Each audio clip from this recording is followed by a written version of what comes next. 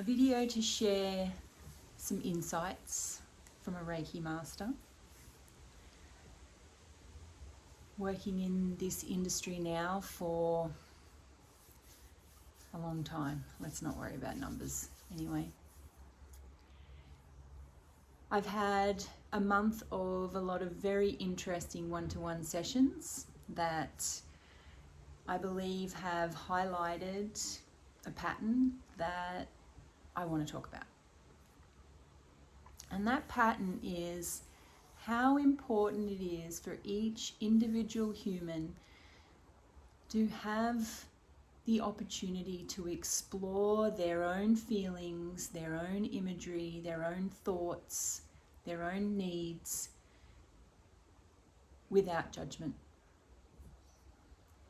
So what I provide in my one-to-one sessions, whether in person or online, is the opportunity for a person to just be able to freely express themselves in whatever way they need to in that moment in time, to share feelings, to go deep within themselves to find their own answers.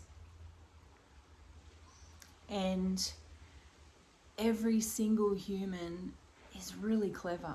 They have the ability to find their own answers when they're given an opportunity to just be with what is. And something that I wanted to share is that the language that every individual uses to describe certain aspects of self is very different depending on the background that they come from, depending on their training from, whatever took them to get to that session with me. And it matters what the individual calls it more than whether they call it the same thing that I call it. So what I'll give you an example is, say, grounding your energy to the earth, for an example. So some people will call Mother Earth, Mother Earth. Some people will call it just Earth. Some people will call it Gaia. They have their own names for it. The most interesting one is the universal energy, or Reiki, God or Source. Each individual person has their own name for that, or language they use to describe that. And that varies all the way from God to higher self or me, even. Me being there expressing that energy that's inside them that makes their heart beats and lungs breathe is actually their true essence. And they have their own language around that. And so as a Reiki teacher, it's important for me to help people understand that what they call it is right. That they don't have to call it universal energy or source energy or God. What they really need to do is step into their own autonomy and understand that what they call it is right for them.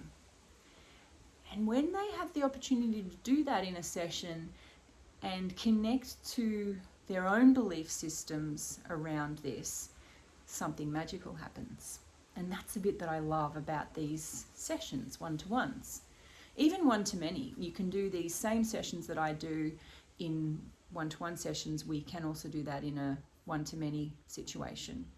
And it's just guiding people into themselves. It's guiding them into their hearts. It's guiding them to listen to what their hearts have to say, to hear past the noise that's inside the thought field. And again, even the thought field, people call that different things. They call it the mind grid space, or the mind, or the mental plane. Whatever they call it or you call it, you're right. And we don't have to have arguments and fights over what these things are called anymore. I believe that's what slowed us down, is that because we were so busy distracted being right, it slowed down this ascension process. And the more and more that we lean into that everyone calls these things or labels them with their own understanding, and if we can have room to know that each of us have our own understanding of what these things are, and my examples today is grounding to the earth and connecting to the universal energy, but that goes along for same calling it spirit or a soul. I mean, I've heard people have lengthy arguments about which one is the correct terminology, instead of going into their own hearts and discovering, well, what is true for themselves and why do they need to be right and somebody else needs to be wrong. So I really feel like these are the discussions we need to start having in our reality. And as Reiki practitioners, it's important for us to remember that the person that is coming to you for a session just needs you to hold space for them. That's your job. Be the channel. Accept that whatever's coming through them, however it's coming through them, is how it needs to be expressed and felt. And so the question is can you hold that?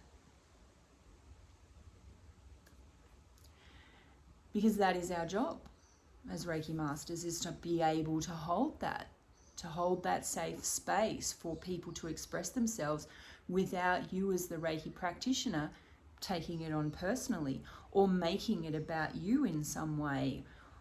In my classes, we go deep into mastering self, because you have to be okay to bring yourself back to neutral if a client triggers you during a session.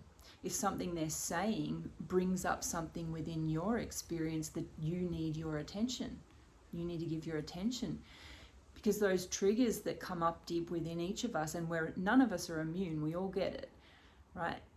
Whether you're the practitioner or the client, they need to be felt, they need to be acknowledged. You don't have to act on it right there, but these are the things that we continue to work with. So labeling your experience and how other people label their experience is individual. So just keep that in mind when you're working, if you're a Reiki master, a Reiki practitioner, that you don't have to be the authority on the right thing that things are called. But you do have to be an impartial witness that can hold space neutrally and allow your clients and the people around you to come to their own knowledge and understanding without you inserting your energy into their field. So you giving an opinion. It's something to really, consider as Reiki practitioners and Reiki masters, is to question yourself regularly. Am I neutral? Am I allowing people to label things the way they label it? And am I able to be this neutral party to allow a safe space for another human being to just let whatever needs to unwind within them? So anyway, that is my start to this utterings of a Reiki master or sharings from a Reiki master, but there is a lot of situations that I would love to share with you, and if you're willing to hear them, let me know. If you want to hear more, leave me a question, and I would love nothing more than to share what I have learned in the 25 years with Reiki under my belt. And I've been very fortunate to guide thousands of people now on their journey into discovering themselves through the process of Reiki, and I would love very much to work with you moving forward. So get in touch, and I look forward to hearing from you. Thank you.